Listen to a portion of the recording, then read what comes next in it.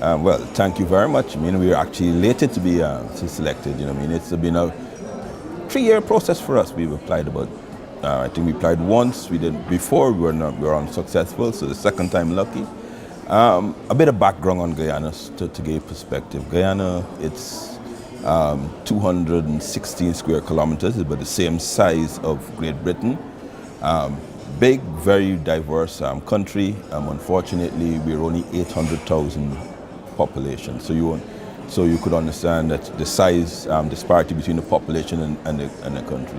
Most of our citizens, 40 to 50% of our citizens, live on 5% of that land mass.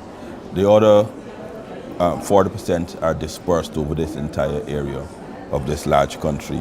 So it makes it incredibly difficult for us to provide renewable or reliable energy at affordable costs for these remote areas.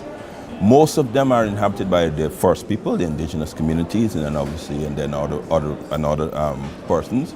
So, it has been challenging for us to be able to provide these remote areas, these hinterland areas with constant electricity. And so, one of the solutions would be renewable energies. We're endowed with a lot of renewable energy capacity, hydro, wind, solar, as this project would be. So that is why it's so important for us. As we speak, almost 100% of our power generation is done by diesel or fuel, fossil-based fuel. Very expensive, very unreliable. In the rainy season, the roads become treacherous, so that we can't actually get our fuel to these remote areas. And that affects the schools, because obviously the school children have to study at night, and our healthcare, and as well as the local industry. So we came about the idea of going renewable for these hinterland locations, and that's why that prompted us to apply to IRENA. I'm glad we're successful. Well, the most immediate beneficiaries would be, obviously, as I did mention, the students, because we right now with the diesel and the fossil fuel, they get between 12 to 13 hours of electricity per day.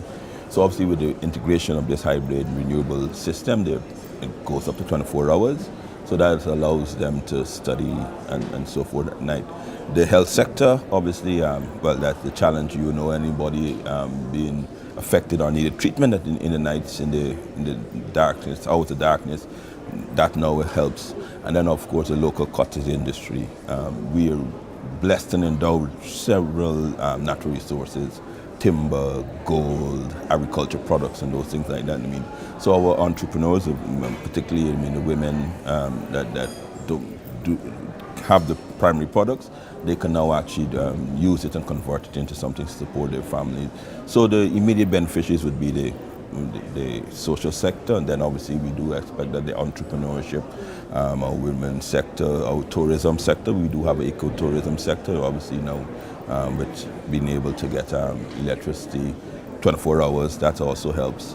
And then finally, penetration of which is internet services and those things like that. I mean, we do hope though that can sort of using the electricity, bring the gap closer between the coast and the hinterlands.